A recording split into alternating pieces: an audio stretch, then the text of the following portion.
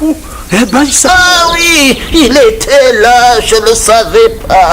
Enfin, je l'ai attrapé. Oh, aïe. Eh bien, je suis ce que je suis, mais je ne suis pas ce que je suis. Si j'étais ce que je suis, je ne serais pas ce que je suis. Alors, qui suis-je? Je m'appelle Louis Makayi. Je suis né au Congo-Brazzaville, à Bakongo.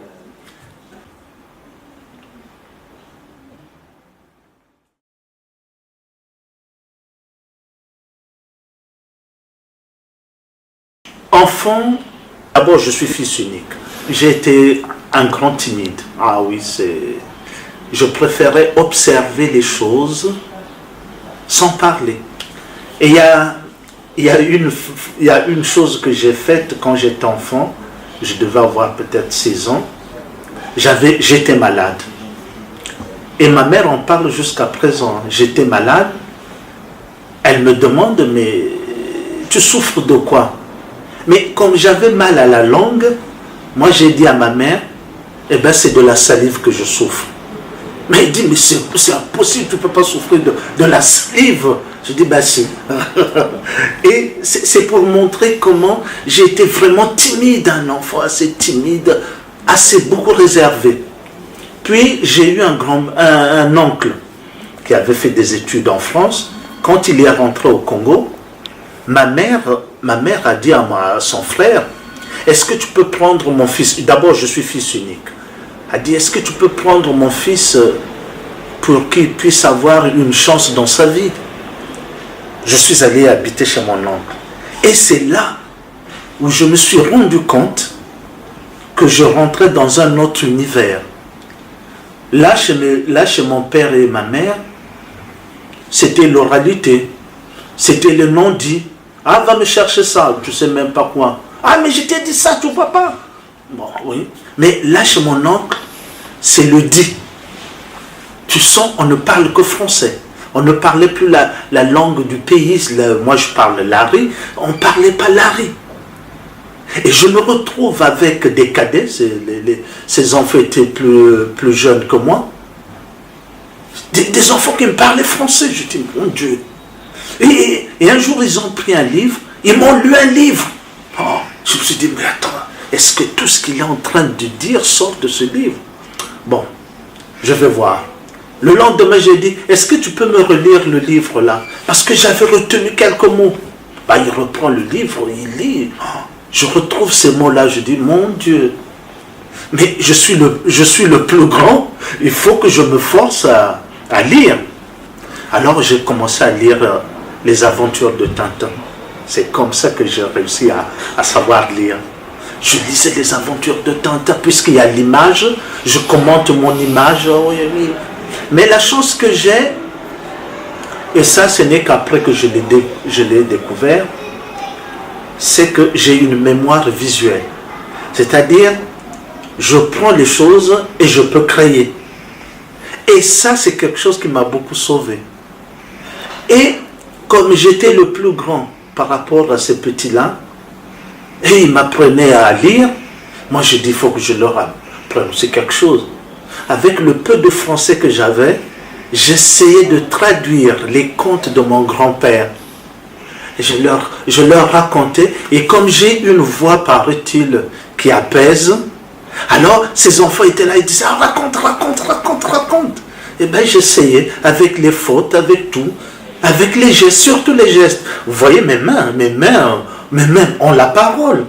Voilà. Et ça c'est important, parce que mes mains expriment ce que je ressens.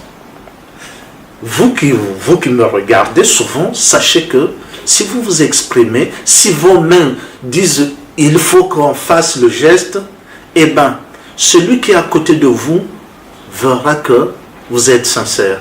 Mais si vous êtes comme ça, il voit, ah mais pourquoi il est comme ça? Il ne vous écoute plus, il vous regarde seulement votre corps.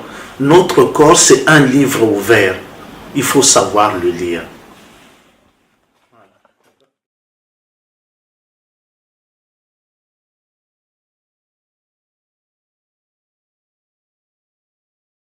Ce que j'ai fait, J'ai fait quelques études, donc j'ai une licence de sociologie, parce que cette partie de la sociologie est très importante. Ça m'a permis de comprendre les relations qui se tissent entre les hommes et comment peut-on mettre de l'émotion. Et cric, et crac. À l'école primaire, j'ai eu une difficulté. Moi, je suis gaucher. Alors, donc à l'école, j'écrivais à la main gauche et j'écrivais vraiment comme un gaucher. Et comme j'étais à l'école catholique, à Makelekele, et là, on a dit, non, il ne doit pas écrire à gauche. Et j'allais à l'école avec une pierre attachée pour que je ne puisse pas utiliser cette main. Bon, j'étais toujours timide. Ensuite, quand je suis allé chez mon oncle, on est allé à Pointe-Noire, la deuxième ville de Brazzaville, du Congo-Brazzaville. Et là, bon, toujours timide, j'étais maintenant dans une école consulaire. Comme mon oncle était quelqu'un d'important, donc les enfants des gens qui étaient importants allaient à l'école consulaire. Je me rappelle, l'école s'appelait, c'était l'école Félix Tchikaya, près de la mer. Et là, donc, j'ai continué mes études. Après, on est retourné au Congo. J'étais toujours assez timide. Maintenant, j'ai commencé pas à me révolter, mais à ne plus aimer ce milieu, ce nid, où tout était bien fait, où il n'y avait rien, parce que mon caractère ne correspondait pas à cela. Donc j'ai quitté mon oncle. Même les gens se demandaient, mais là-bas tu étais bien, tu mangeais bien, tu avais tout, mais pourquoi tu veux seulement retourner ailleurs? Et mon père venait de mourir, donc j'ai quitté ce lieu qui était pour moi un nid trop parfait. Et là, je me suis retrouvé avec des copains qui étaient dans la rue. On a commencé à faire un peu de, pas du banditisme, mais comme nous, on était un peu des voyous. C'est ce qu'on nous appelait des voyous. Et mon oncle m'a encore récupéré. Il a dit, il faut que tu ailles à Pointe-Noire, tout seul, pour continuer tes études. Je me suis dit, je vais à Pointe-Noire tout seul. Bon, bah, j'y vais. Mais entre-temps, je faisais de l'acrobatie. J'étais rentré dans un groupe d'acrobates. Et là, avec ça, quand je suis arrivé à Pointe-Noire, j'ai créé un groupe. On faisait de l'acrobatie. Et ça m'a beaucoup fait connaître dans la ville de Pointe-Noire. Bon, ceux qui se rappelleront de moi, on m'appelait Oscar. Oscar, ah oui, Oscar. Et j'allais à l'école Kwame Nkrumah. Et quand je suis passé au lycée, c'était le lycée Karl Marx qui est redevenu le lycée Victor Ogagnon, je ne sais plus quoi, c'est quelqu'un qui était important. Et là, au lycée, bon, ben, ça se passait bien. C'est le temps où on rencontre des copines. Mais j'étais toujours timide. Je ne parlais pas de contes. J'étais là, timide. Même les gens disaient, oh, mais bouge-toi. Mais je regardais les gens. J'avais une qualité, c'est d'écouter les autres. Après, j'ai raté mon bac une fois, parce que je ne m'appliquais pas. Mais la deuxième fois, j'ai réussi mon bac et je suis allé à l'université et j'ai fait de la sociologie. Après la sociologie, il y a eu quelques mouvements.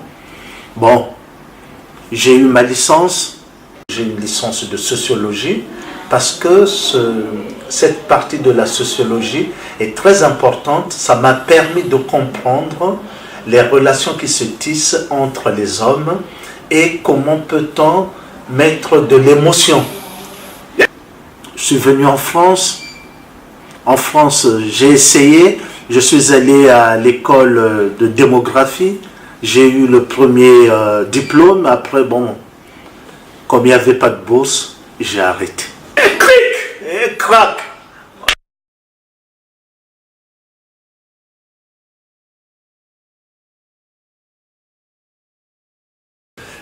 j'ai fait la sociologie. La sociologie, elle est importante dans mon parcours. Ça m'a permis de comprendre les relations entre les hommes. Et cela m'a aussi permis d'avoir une emprise sur les émotions. Mais celui qui m'a beaucoup marqué, c'est mon grand-père. Mon grand-père, je l'ai rencontré peut-être 2 ou 3 fois quand j'allais dans son village. Et comme j'ai été un enfant assez difficile, il me faisait asseoir et il me demandait, je vais te raconter une histoire.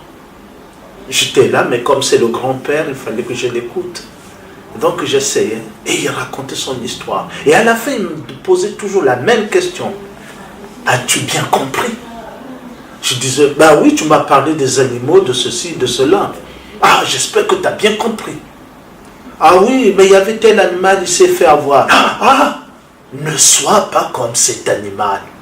Si tu es comme lui, toute ta vie, tu vas souffrir. Mais en étant enfant, c'était des choses qui rentraient comme ça. Tu disais, bon, mais c'est le grand-père. Maintenant que moi, je suis devenu grand-père, j'ai compris que ce qu'il me disait, dans la vie, si tu remues la boue, eh bien, tu auras plein de boue. Donc, marche doucement, tranquillement. Et il y a une chose aussi qui m'a frappé de lui. Il me disait, ah, toi, plus tard, tu vas peut-être voyager. Mais quand tu vas voyager, mon enfant, écoute, le seul conseil que je vais te donner, si tu arrives dans un pays où les gens marchent avec un seul pied, et que toi, tu marches de 2 pieds, fais un effort de marcher d'un seul pied.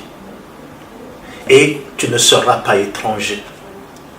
Jusqu'au jour où tu diras aux autres, ah, moi, je peux aussi vous apprendre à marcher à 2 pieds.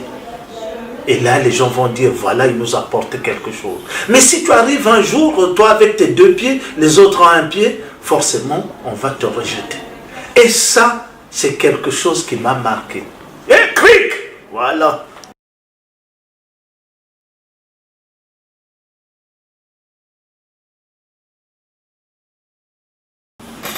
J'ai commencé à travailler, j'étais peintre au château de Versailles. Il y avait une entreprise qui m'avait embauché. J'ai travaillé et là, j'ai rencontré quelqu'un avec qui j'ai discuté sur la liberté. C'est un blanc. Il m'a dit, mais oh, toi tu discutes beaucoup. J'ai dit, ben, j'ai fait de la sociologie, donc, ah, mais est-ce que tu pourrais venir dans notre groupe? Je dis, ah, mais tout ce qui est politique ne m'intéresse pas. Il dit, non, viens, c'est pas de la politique. Et je suis allé dans leur groupe, et ce groupe s'appelle ATD Carmonde. Parce que c'est là où toute ma vie va changer. J'ai rencontré des gens qui discutaient des sujets tels que la liberté, mais des gens qui vivaient dans la rue, comment dire, qui n'avaient pas beaucoup d'instructions, mais ils discutaient, ils donnaient leurs sentiments. Et ça m'avait beaucoup frappé. Je dis, mais c'est ce que je cherche, on donne de la valeur à une personne, quelle que soit la situation dans laquelle se trouve cette personne. Et ça, c'est important. Et aussi, il y a des blancs qui me disaient, ah, vous les Africains, vous savez écouter, vous êtes ceci. J'ai dit, ah oui, avant oui, mais maintenant, vous nous apportez tout, et maintenant les gens pensent que le ciel c'est ici, ici il n'y a pas de misère. Allez dans nos pays, dire aux gens, ah, mais en France il y a des gens qui souffrent. Et ils vous diront, mais non, regarde, j'ai été au cinéma, hein, dans le film, t'as vu comment il s'habillait? Oh ben oui, il était dans des belles voitures, il faisait ça, une femme arrivait. Mais en France c'est comme ça. Mais non, ça c'est du cinéma. Et c'est en venant ici qu'on le voit. Parce que là-bas quand on le dit, ah regarde, ah toi tu dis ça parce que tu ne veux pas que j'y aille. Mais non, je t'avertis que c'est très très difficile. Et c'est là que j'ai compris tout ça. Et dans ce mouvement qui s'appelle ATD Carmonde, un jour, c'est à partir de là que je vais commencer à compter.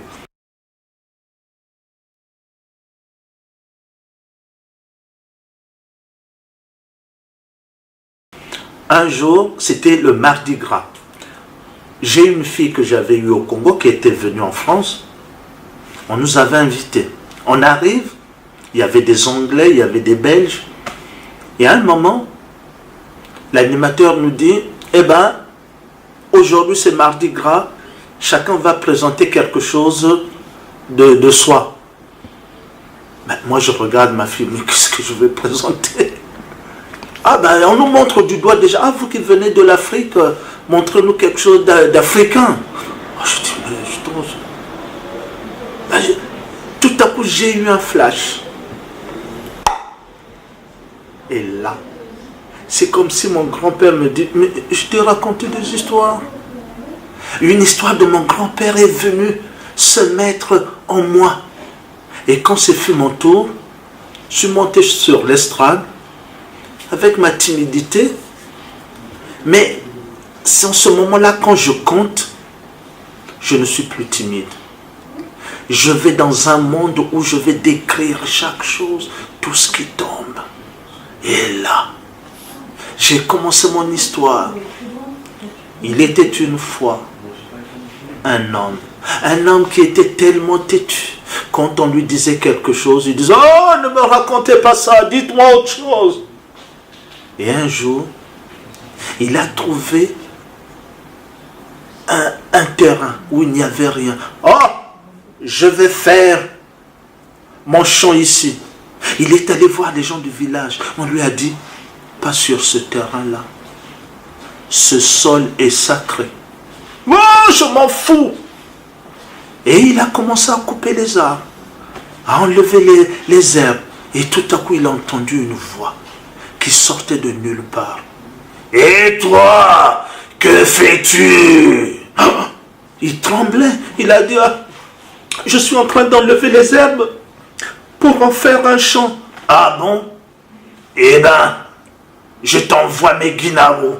Des guinaros, c'était des petits génies. Ils sont sortis. Ils ont tout enlevé. En moins de temps, il n'y avait plus rien. Et lui, il est rentré, il a dit aux autres, ben voilà, vous avez peur. Moi, ils m'ont aidé. Ah, fais attention. Fais attention. Ne blague pas avec la terre sacrée.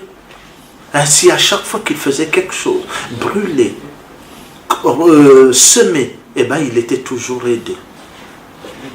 Mais il y a toujours un mais dans une histoire. Il y a toujours un mais. Et ce mais, c'est ce qui fait déséquilibrer ce qui est normal. Ce mais, cet homme ne se sentait pas bien.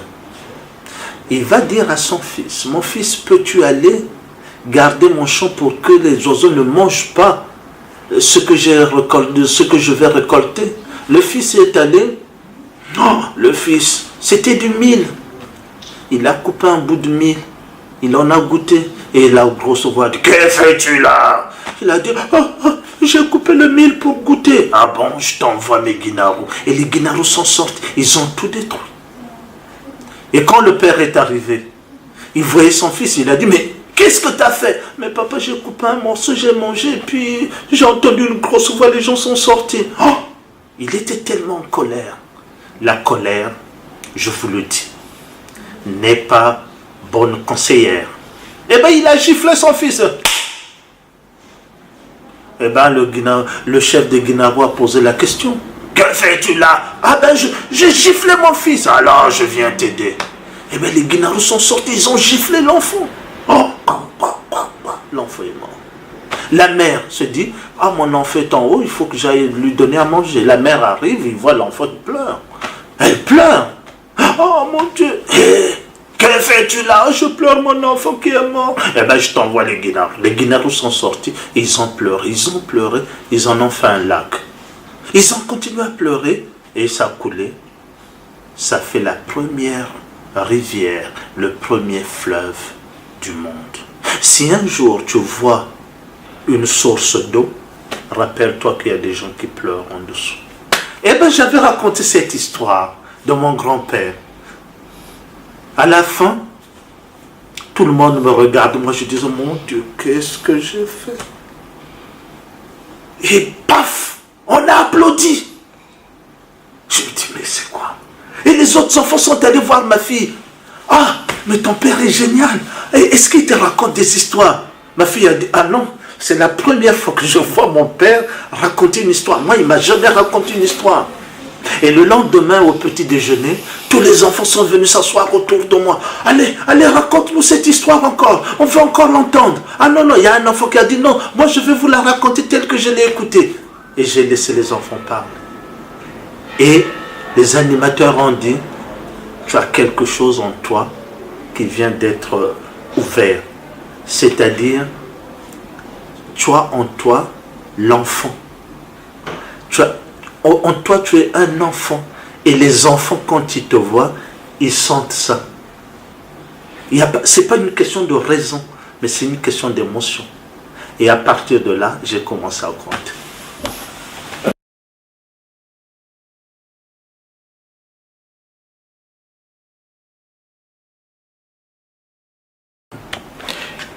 Donc au Congo, je n'ai jamais compté parce que j'étais tellement timide. Bon, les enfants de mon oncle, c'était des petits que... En fait, compter comme je l'ai dit, je l'ai découvert quand je suis vraiment arrivé en France. Et avec mon grand-père, c'était surtout le voir comment il comptait. En réalité, je suis allé peut-être que 3 fois chez lui, hein. Mais en 3 fois, j'ai su m'attacher à cet homme-là. Parce qu'il avait toute la science de la vie.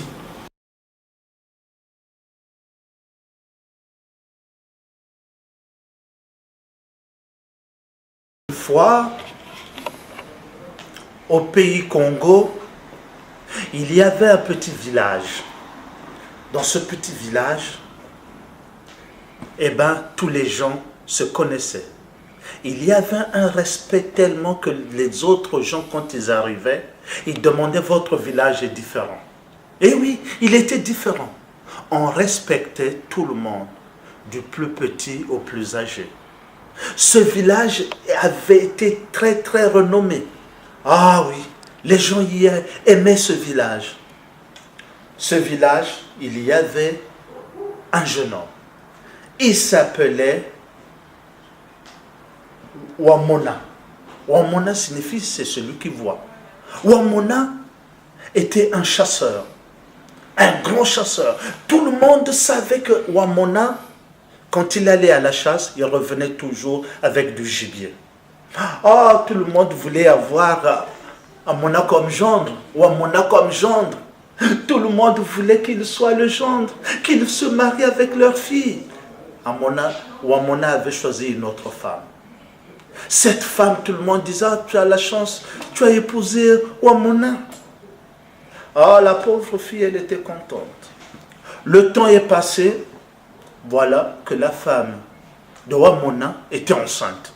Tout le monde disait, ah, l'enfant qui sortira dedans sera aussi un chasseur. Et bien le jour où cette femme devait accoucher, on appela vite Manguri pour qu'elle vienne l'aider. Mais en ce temps-là, un homme ne pouvait pas assister à l'accouchement. Wamona était devant sa porte. La femme était rentrée avec Mamona. Et bien ils étaient à l'intérieur. Tout à coup, on a entendu un cri d'enfant. Wamona était content. Il dit, ah, enfin un enfant. Mais après le cri, il a entendu, ah, oh mon Dieu. Il a dit, mais qu'est-ce qui s'est passé? L'enfant est mort. Quand Mangoudi est sorti, Wamona a regardé cette femme. Elle a dit, maman, dis-moi ce qui s'est passé. Ma femme est morte. Ah non, ta femme n'est pas morte. Donc c'est l'enfant qui est mort. Ah non, l'enfant n'est pas mort. Mais pourquoi ton visage est si défait? Eh bien, mon enfant, je vais te le dire. Ta femme. Oui. Eh bien, cette femme, c'est la fiancée du diable. Comment ça, la fiancée du diable? Elle vient d'enfanter un enfant qui n'a pas la même couleur que nous. Cet enfant est tout blanc. Il a des cheveux tout blancs, des yeux que je n'ai jamais vus. Ce n'est que l'enfant du diable. Je te laisse, je m'en vais. Eh bien, Wamona se demandait, mais qu'est-ce qui s'est passé? Il voit sa femme sortir avec un enfant. Il regarde l'enfant, il dit, ah non, dans ma famille, on n'a jamais eu un enfant aussi blanc que ça. Ah non, c'est pas le mien, c'est pas le mien. Mangoudi a raison de dire que tu es la fiancée du diable. La pauvre femme dit, mais non, je suis ta femme, regarde. Ah non, tu n'es pas ma femme, je vais aller voir les sages. Wamona est allé voir les sages. Les sages ont dit, qu'est-ce qui se passe? Ah, sage, si je viens vous voir, la femme que j'ai épousée n'est que la fiancée du diable. Wamona, ce que tu es en train de dire est grave. Ah, si, j'ai vu. Vous pouvez aller voir l'enfant, l'enfant est tout blanc. L'enfant n'a pas la peau d'ébène comme moi, comme nous, comme dans ce village, comme les gens qui passent par ici. Mais cet enfant est différent, j'en veux pas. Il faut condamner cette femme. Il y avait 7 sages. Le plus important des sages, c'était celui qui était en 4e position. Parce que 3 étaient à gauche, 3 étaient à droite.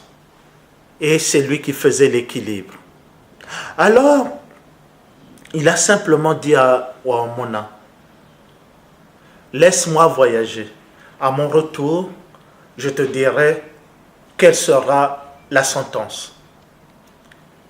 Ce sage est parti. Eh bien, dans le village, on n'en s'entendait plus. Il y avait certains qui étaient pour Wamona, il y avait d'autres qui étaient pour la femme. Surtout les femmes étaient pour la femme. Ils disaient, mais non, c'est pas la fiancée du diable. Qu'est-ce que vous racontez? Hein? Les hommes criaient, c'est la fiancée du diable. Eh bon, Wamona, tu dors. Pendant ce temps, sa femme est partie. Elle ne te laisse que pas la peau, mais elle te laisse sur ton lit une image. Et toi, tu penses que c'est ta femme.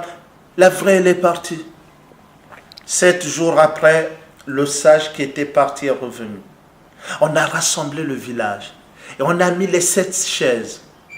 Les sages sont assis et c'est en ce moment-là qu'ils sentaient leur pouvoir, le pouvoir qu'ils avaient sur les autres, car leur parole, fait foi loi. Voilà que Wamona est venu, il a expliqué que cette femme, il l'avait épousée et qu'il ne savait pas ce qui se passait. De son côté, les gens criaient, il a raison. Puis on appelait la femme. La femme est arrivée, elle portait un petit panier. Elle a posé son panier, elle a dit, vous allez me juger, c'est sûr que vous allez me condamner. Mais Sinzambi Mpungu est là, le Dieu Tout-Puissant, il sait ce qui s'est passé, ce qui se passait dans notre maison. Si je suis la fille, comme ils disent, la fiancée du diable, il n'y a que lui qui le sait. Cet enfant qui est dedans, je l'ai eu avec Wamona. Les gens crient, non, c'est pas vrai. Tu ne peux pas avoir un enfant avec lui. Le sage, le 4e, il s'est levé de sa chaise. Il est venu devant cette femme. Il la regarde. Il a dit, pourrais-tu me montrer cet enfant? La femme a pris son panier, elle a enlevé le pagne qu'elle avait posé dessus. Elle a pris l'enfant. Voilà l'enfant. Le sage l'a pris dans ses mains. Et là, je vous jure, les hommes ont fait, qu'est-ce qui se passe? Oh mon Dieu! Il y a un main qui a écrit, le sage n'est plus sage. Mais le sage l'a regardé. Et en le regardant, cet homme s'est dit, je vous demande pardon. Le sage a soulevé l'enfant, il a dit, cet enfant est comme nous. Ce qui le différencie, ce n'est que la peau. Mais il a le même sang. Il a le même cœur. Il a les mêmes sentiments que nous. Nous, dans notre village, on n'a jamais rejeté les gens. On l'accepte. Wamona, prends ta femme et ton enfant. Rentre chez toi. C'est un être humain comme toi. On est tous pareils, mais on est tous différents. Il faut qu'on s'accepte. Et par ce petit discours, qui n'était pas lent, eh bien, tout le monde l'a accepté. Car, je vais vous le dire, cet enfant, c'était le premier albinos qu'on avait vu dans ce village. Mon histoire est finie.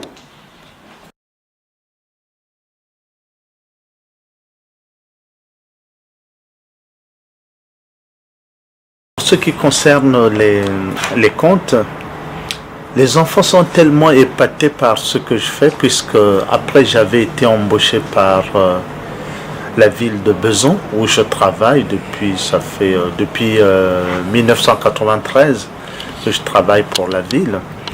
Et je m'étais dit, mais il faut que j'utilise tout l'art du conte africain. C'est-à-dire, j'arrivais dans un univers où c'est les livres, on en parle partout, il y a des livres.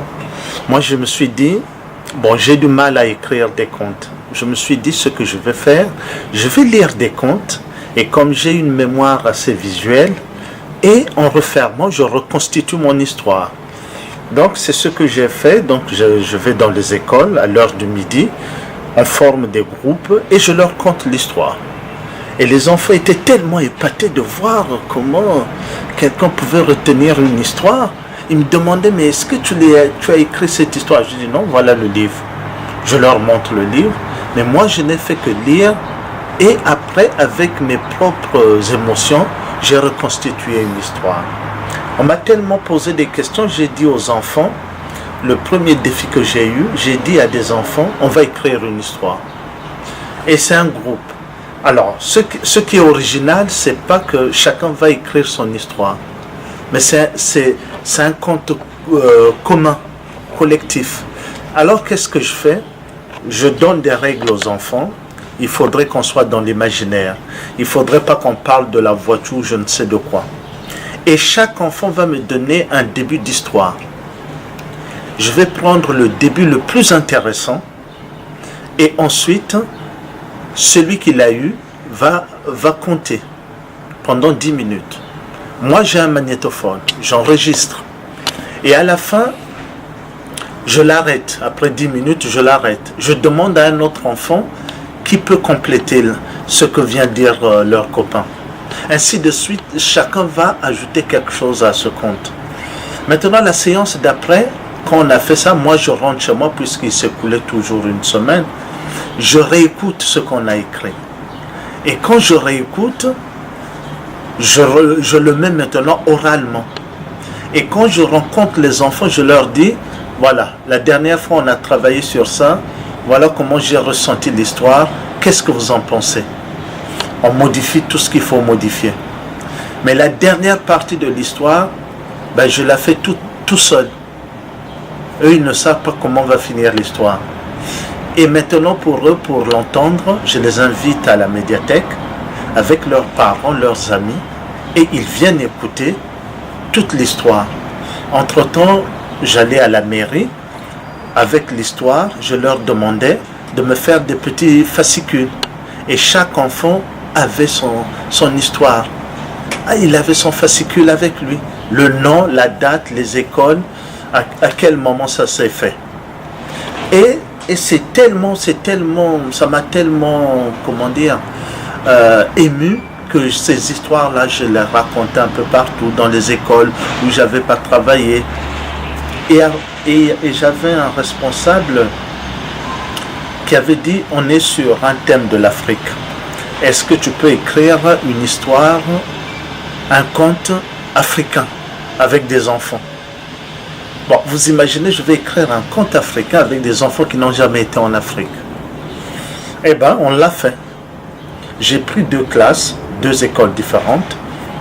Eh bien, j'ai travaillé avec les 2 écoles. Et quand j'ai compté leurs histoires ici, il y a des gens qui ont dit, mais c'est vous qui l'avez écrit tout ça. J'ai dit non, ils sont là.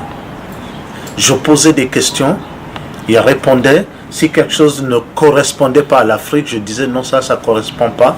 On modifie ainsi de suite. On est arrivé à 2 comptes qui sont super bien.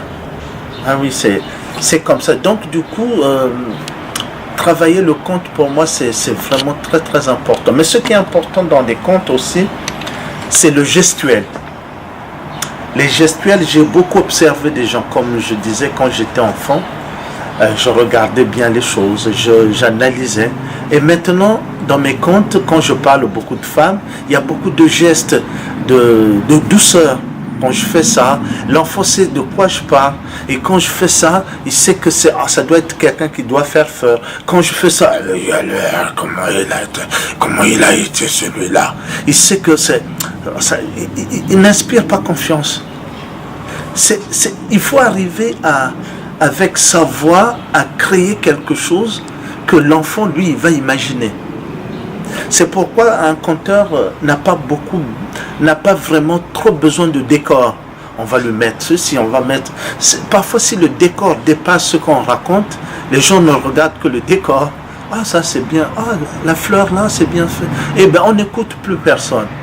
Et il y a un secret pour savoir si l'enfant vous écoute. Un enfant, quel que soit, il soit blanc, noir, je sais de quoi, un enfant n'a que 10 minutes d'attention. Après 10 minutes, si vous ne l'avez pas ferré ou s'il n'est pas intéressé, il va bouger. Alors, donc, dans ces 10 minutes-là, ça se joue. Eh oui, ça se joue dans 10 minutes. Tu es là à dire, il faut que je montre qu'est-ce que je sais faire. Par exemple, pour épater un enfant, je peux dire, ah, il était une fois, toi tu le sais, mais moi je vais te le dire. Il y avait des gens qui voyageaient partout. Et quand ils arrivaient, oh mon Dieu, ils apportaient des cadeaux. Mais le fait seulement de dire ça, même vous, ça vous épate, vous voulez savoir, mais attends, qu'est-ce qu'il y a à la fin? Mais c'est ça la magie. C'est-à-dire créer ce moment où la personne va dire, mais j'ai envie de savoir, j'ai envie de savoir. Mais alors que c'est quelque chose que j'ai seulement trouvé là, tout à l'heure c'est venu, bon, bah, je le dis. C'est ça, être un bon conteur. C'est-à-dire savoir jouer avec les mots. Et il y a une des choses que je fais souvent dans les séances, avant de commencer mes séances de conte, je fais des devinettes. Les devinettes, c'est un moyen qui permet au conteur de mesurer l'imaginaire de l'autre. Une devinette, c'est facile, hein, parce que ça reflète la réalité. Mais c'est la façon dont on va le dire. Si par exemple je dis, je vole, mais je n'ai pas d'aile. Je cours, je me déplace, mais je n'ai pas de jambes. Je peux prendre n'importe quelle forme que je veux. Quand je suis content, je suis tout blanc. Tout le monde me regarde. Mais quand je suis triste, je deviens tout noir et je pleure. Et toi, tu te caches. Alors, qu'est-ce que c'est? Eh bien, c'est un nuage. Mais c'est tellement imagé qu'on a l'impression de dire, ben, ça va être quoi? Ou quand on dit, le paysan l'attend. Il attend, mais quand elle arrive, eh ben, le paysan se cache. Ben, c'est la pluie. On l'attend toujours, mais quand elle arrive, on se cache.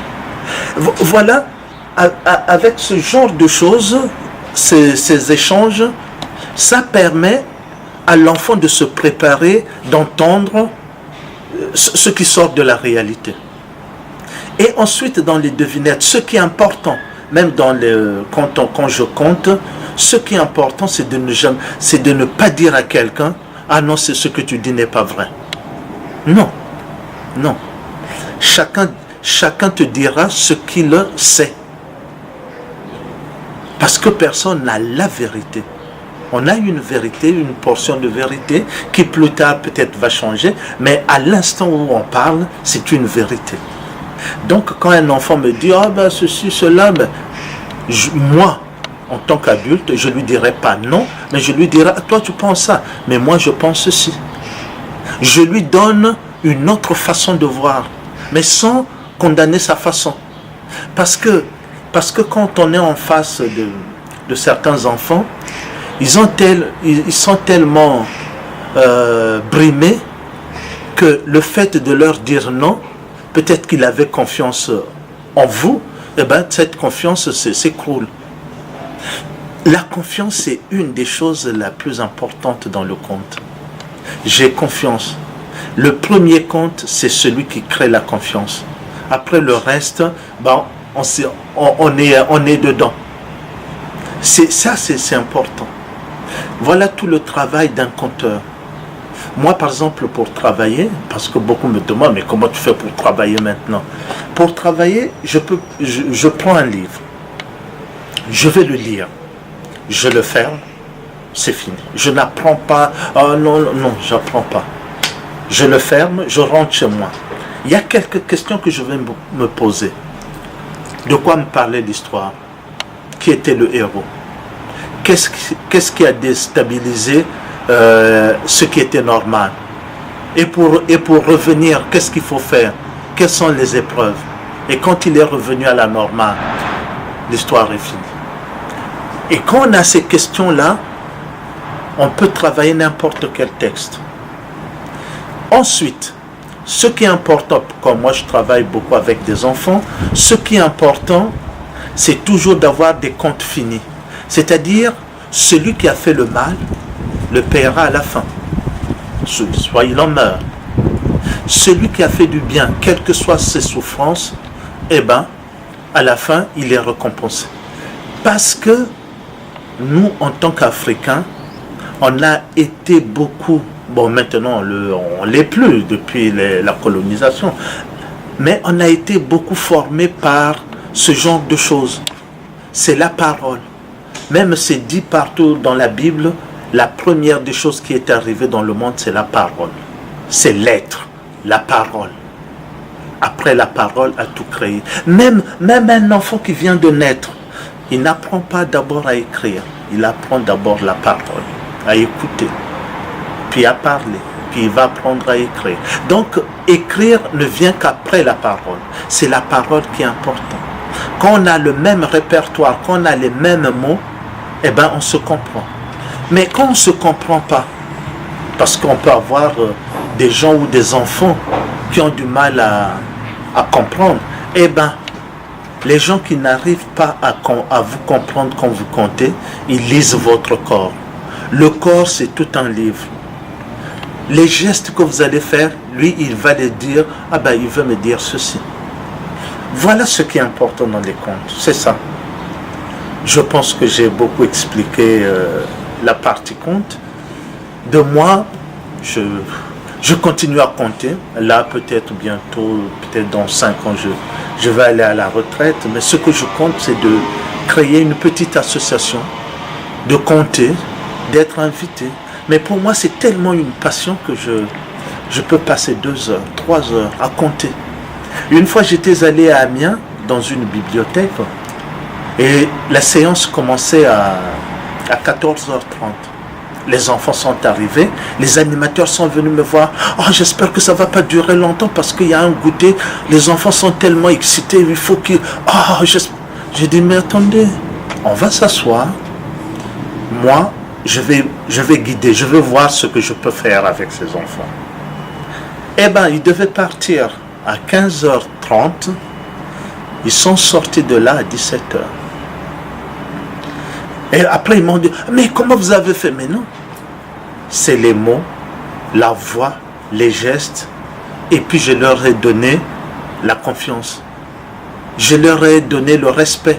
Parce que le fait que je les écoute, on discute. Un autre dit, ah ben non, on ne discutait plus, on continue l'histoire. Je demande à celui avec qui je discutais, tu vois, les autres veulent, moi je veux bien continuer avec toi, mais les autres veulent aussi écouter l'histoire. Eh bien, il dit, oui, on continue. Voilà, c'est ça une séance de conte. Une séance de conte, c'est pas dire à des enfants, ah non, toi tu fais du bruit, tu vas dehors. Non, est-ce que tu t'es posé la question de dire, peut-être moi j'y arrive pas à accrocher cet enfant, qu'est-ce qui manque? C'est ça qui est important à chercher. Lui, il est là pour t'écouter. C'est comme si tu lui vendais quelque chose, mais si ta marchandise est périmée, elle va dire non, moi j'en veux pas. C'est à toi de faire un effort, de lui montrer que non, voilà ce que je te vends, voilà. Et c'est ça qui est important.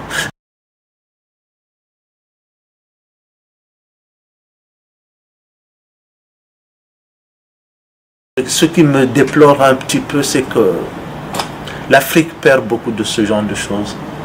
On perd tellement. On veut être comme le blanc, on veut être comme ceci, alors que moi, petit, je me rappelle, les gens discutaient, on se mettait là, et puis on réglait le problème par la parole. Là, maintenant, celui qui a le fusil, c'est le plus fort.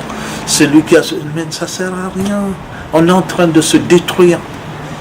Regardez, bon, ça sort un peu, c'est vraiment le côté africain. Regardez, les Blancs ne font plus de guerre. Dès qu'il y a un conflit, ils disent, parce qu'ils savent qu'est-ce que c'est. Mais nous, on achète des armes, on veut faire ceci.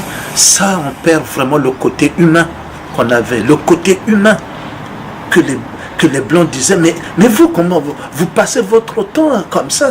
Je me rappelle... Parce que j'avais travaillé avec la dépositaire de tout le... Comment on appelle ça, des œuvres dans Patemba. Mais cette dame, elle est morte. Une fois, elle m'avait déjà entendu compter. Après, elle m'a invité à une exposition dans Patemba. Bon, j'avais compté. Et une fois, elle m'a dit, en Patemba, m'avait frappé parce qu'un jour, il a dit, il y avait des Blancs qui allaient en Afrique avec leur thèse voir ce qu'ils pensaient, c'était ça. Et bien, ils arrivaient dans le pays, ils étaient là, ils posaient des questions aux paysans. Est-ce que vous êtes comme ça? Ben, les paysans disaient oui. Est-ce que vous faites ça? Oui. Est-ce que vous faites ça? Oui. Ah ben, il avait fini, il rentrait, il disait, ma thèse, voilà, j'ai été en Afrique, ils sont comme ça, comme ça, comme ça, comme ça.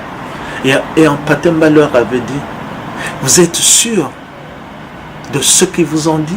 Ah ben oui, ils l'ont dit. Mais est-ce que vous avez pris le temps? L'Africain, lui, c'est pas le temps, il ne vit pas comme vous dans un temps qui est encastré, dans une heure, il faut que je fasse ça. Mais lui, il se dit, c'est avec le temps, on va se connaître, je me livre petit à petit.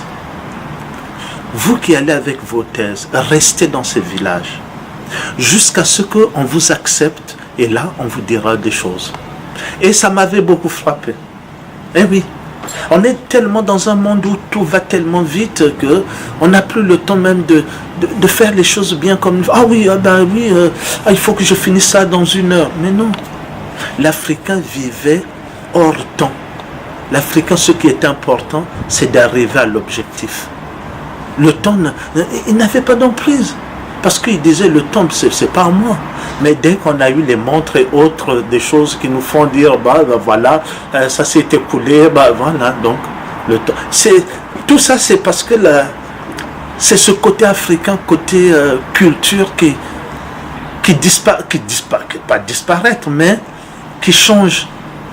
Certains renient même, c'est pas bon. Mais si, c'est ça qui fait que moi je refuse pas le progrès du blanc, le progrès de tout, si. Mais je suis fier d'être ce que je suis. Fier d'être noir, fier de cette culture où l'oralité prime. Mais pourquoi les enfants m'admirent? Même il y a des grandes personnes qui m'admirent. Mais c'est seulement par la parole. Ce don-là, je l'ai de l'Afrique.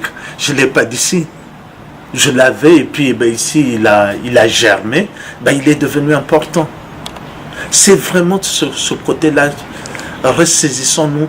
Faisons écoutons des contes. Ceux qui ont des enfants, parfois asseyez-vous avec vos enfants, rappelez-vous des histoires peut-être que vous avez entendues dans les écoles. Moi, je me rappelle à l'école, le maître prenait le livre et nous lisait le livre Élienne. Ces histoires qui nous ont bercés. Mais racontez-les aux enfants. Parce que si vous racontez ces histoires-là à vos enfants, vous verrez que les enfants vous regarderont d'une autre façon. Ils vous diront plus, c'est papa. Mais peut-être qu'ils vont même privilégier ce moment-là. Ah, papa, est-ce que tu peux encore me raconter une histoire? Voilà. C'est ça qui est important. Ce lien-là. Mais nous, bon, moi j'ai des enfants qui ont maintenant, qui ont grandi. Hein. Ma fille, elle doit avoir 32 ans. La deuxième, elle a 24 ans. Le garçon, il a 18 ans. Il va avoir 18 ans le 18 juin. Mais parfois, quand je suis avec eux, je leur fais des devinettes. On se marre. Ah, tu n'as pas trouvé. Là, je suis en train de préparer un conte sur l'alimentation. J'ai trouvé un livre avec des sculptures de la Côte d'Ivoire. Mais comme je suis en train de préparer, j'ai pris ma fille qui a 24 ans, qui est à la maison. Je lui ai dit, bon, je suis en train de travailler ce conte. Alors, je lui ai raconté l'histoire. Je lui ai raconté. Et c'est un gourmand qui est dedans, qui s'appelle Aïmak. C'est son nom, Aïmak. Ben, ma fille n'a pas réalisé que c'était notre nom que j'avais coupé. Et j'ai dit, Aïmak était un gourmand, il est allé sur la lune, il a mangé la lune. Ma fille, ah bon, ben oui, il a mangé, je ne sais pas, mais il a réussi à monter sur l'arc-en-ciel, il est arrivé jusqu'à la lune. Et il a mangé, le dieu tonnerre a dit, ben, qui m'a mangé la lune? Ben, personne ne voulait se dénoncer. Ben, comme c'était le dieu tonnerre qui leur avait donné du feu et les cuillères, et ben, le dieu tonnerre a retiré ses cuillères. Eh ben, Aïmak, tout le monde l'a vu que c'était lui. Il l'a accusé, ben, à la fin, Aïmak a été condamné. Mais quand il a été condamné, les gens ont dit, tu as des enfants, mais ces enfants n'ont rien fait, eh ben on va changer ton nom. C'est devenu Makaï. Voilà. Et quand ma fille, je lui ai dit, oh, mais encore, tu aimes mettre notre nom. Je dis, ben oui. Ah oui. Voilà.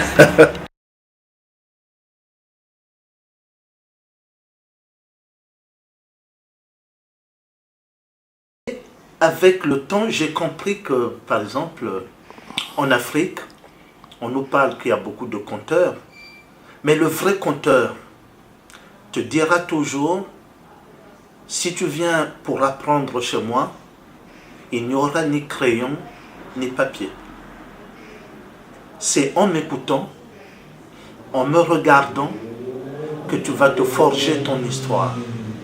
Donc, un conte qu'on a écouté, et si on le raconte, c'est son propre conte. Ce n'est pas celui qu'on avait écouté. Parce que dans un conte, on met ses propres émotions. Un conte, c'est aussi une sorte de thérapie pour celui qui conte. Il va vous donner toutes ses souffrances. Et s'il est vrai dans ce qu'il est en train de faire, eh bien vous allez sentir que c'est quelqu'un qui souffre. Et s'il veut qu'il y ait de la joie, il va aller chercher des événements où il y a eu de la joie. Et vous allez dire, ah mais cet homme est vraiment heureux. Et c'est ça qui est important. Et c'est ça qui différencie du théâtre. Moi, je n'ai pas fait du théâtre, mais j'en ai rencontré des gens. Au théâtre, tu vas jouer un rôle d'une personne. Le conteur ne joue pas un rôle. En fait, ce qui est important dans les contes, il faut savoir emmener celui qui t'écoute au fond et à un moment ressortir par quelque chose pour qu'il sente que je suis allé, mais il y a eu un interdit, il faut que je retourne. Par exemple, la chose la plus simple, je sais de faire, eh ben, ils allaient au bord de la rivière et ils voguaient dans leur petit bateau. Ils étaient là, ils descendaient tout à coup. Eh ben, ils ne savaient pas. Eh oui, ils ne savaient pas que, à la fin, il y avait les rapides. Voilà, j'ai emmené quelqu'un comme ça, tout doucement, et quand j'ai crié, du coup, on se retire. Il y a même le chien qui a aboyé parce qu'il a entendu. L'autre cri, c'est par exemple faire une sorcière. Eh ben, la sorcière, c'est la voix et c'est le gestuel. Ah oui, il était là, je ne le savais pas. Enfin, je l'ai attrapé. Oh, allez, celui-là, il est parti. Il ne vivra plus. Oh, allez, mon enfant, toi, tu es parti. Voilà. Et ça.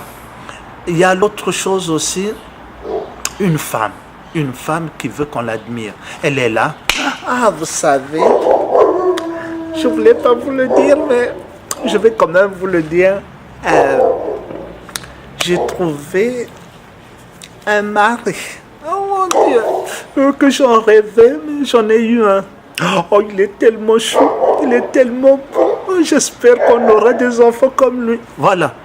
Et ça, c'est des trucs parce que j'ai regardé les femmes, j'ai regardé ma mère, j'ai regardé mes enfants dans leurs gestes et je prends le geste comment il est. Voilà, il y a quoi encore?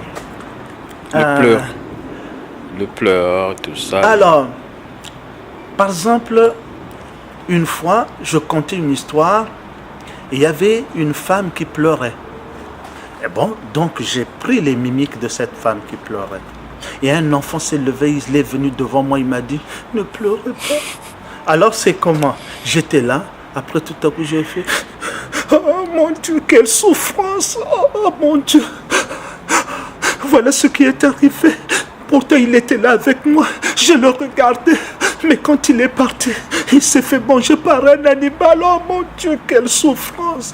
Il m'a laissé toute seule. Oh, si tu m'entends, réponds-moi, je t'en supplie. Je ne vais pas souffrir toute seule sur cette terre. Voilà. C'est vraiment que je vais chercher très loin. Et ça, c'est des choses parce que quand j'étais petit, quand je pleurais, j'ai l'image, je vais chercher cette image et mon corps va épouser l'image et va forcément faire la même chose. Et celui qui me regarde va le sentir, que c'est vrai qu'il a...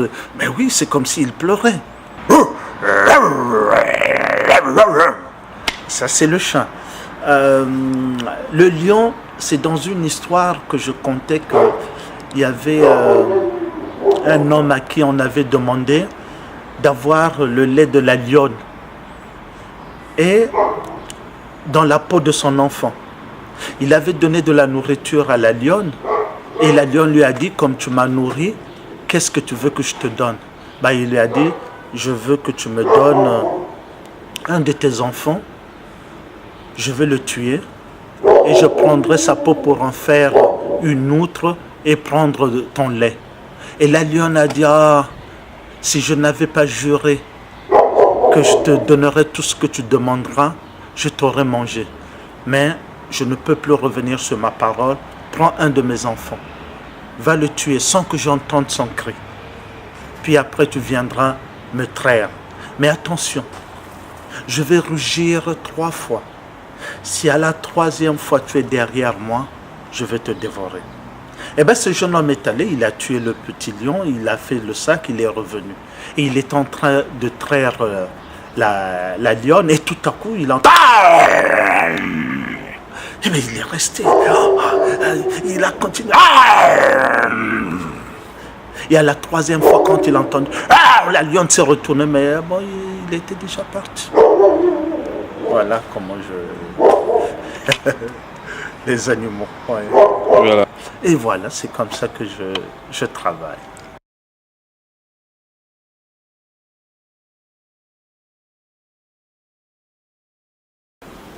Il y a longtemps de cela, je m'en souviens, j'étais un enfant. Un enfant, comme tout enfant qui venait de naître, je faisais le bonheur de mes parents. Mais en grandissant, mes parents sentaient que cet enfant, il n'allait pas droit. Il allait de l'autre côté. Ah oui, qu'est-ce que vous voulez? C'est la nature de tout un chacun. Chacun doit se développer, s'élever. Alors, comme j'étais assez têtu, on m'a dit, toi, tu finiras mal, toi. Toi, tu finiras mal. Et à force de me dire ça, je me disais, bien sûr que je finirai un jour très mal. Puis, j'ai rencontré une personne. Et je vous le dis, les rencontres dans la vie, c'est ce qui forge les gens. Cette personne m'a simplement dit, ne continue pas à faire une vie comme ça. Tu es jeune. Tu ne sais pas pourquoi tu es né sur cette terre. Tu ne le sais même pas. Alors, cherche. Parce que en chaque personne sur cette terre, on a tous son don. Les gens qui sont chanceux, c'est ceux qui découvrent leur don. Ils vont trouver leur don, leur passion, et là, ils vont travailler. Et vous allez les dire que c'est des gens exceptionnels. Mais toi aussi, tu peux être exceptionnel. Mais il faut chercher au fond de toi, pourquoi je suis là? Qu'est-ce que je peux laisser?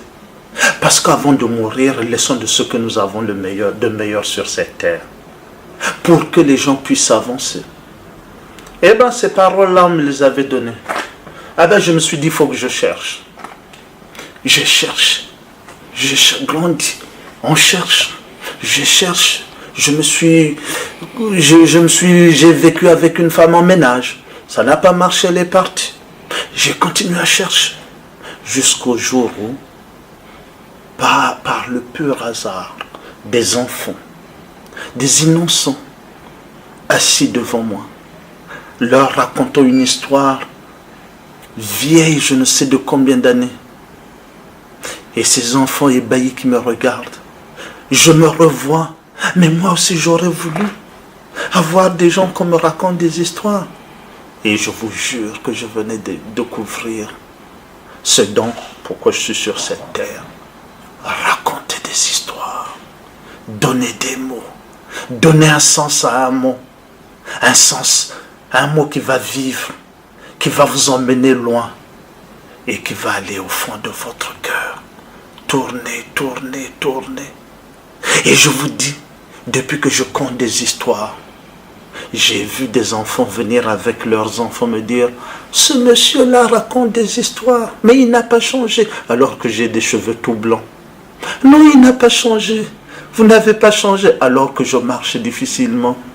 Mais parce que ces enfants, le jour où ils ont entendu cette histoire qui les a emportés, c'est comme prendre une photo. Ils ont pris une photo de moi, ils l'ont gardée. Même quand ils me voient vieux, eh ben, ce n'est que cette photo qui ressort. Dire, mais oui, regarde la photo, t'as pas changé. Et oui, c'est ça. C'est ça qui fait vivre, qui me fait vivre. Et c'est peut-être ça que je laisserai sur cette terre. Avant de partir, j'allais oublier. Une devinette. Gardez-la. Mais je vais vous en faire deux. Gardez-les. Si vous trouvez la réponse, alors vous êtes sur la route de l'imaginaire. Si vous ne trouvez pas la réponse, attendez. Quelqu'un passera vous prendre et vous emmènera. La première devinette qui me vient en tête, la plus facile, je ne sais pas nager. Si tu me mets dans l'eau, je coule, il faut que tu me repêches. Mais pourtant, moi, je traverse la rivière. Et en ne sachant pas nager, alors qui suis-je? La deuxième, je suis ce que je suis, mais je ne suis pas ce que je suis. Si j'étais ce que je suis, je ne serais pas ce que je suis. Alors qui suis-je?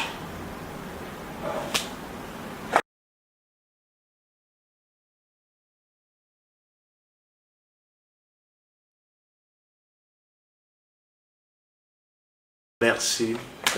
J'espère que je vous ai fait voyager comme je voyage avec mes mots. J'espère que je vous ai expliqué à peu près ce qui m'anime dans ma vie. Les contes, l'imaginaire, la confrontation entre celui qui m'écoute et moi. Je lui donne un mot, et ben on va se créer un monde, un univers. Au moment où je compte, rien n'existe.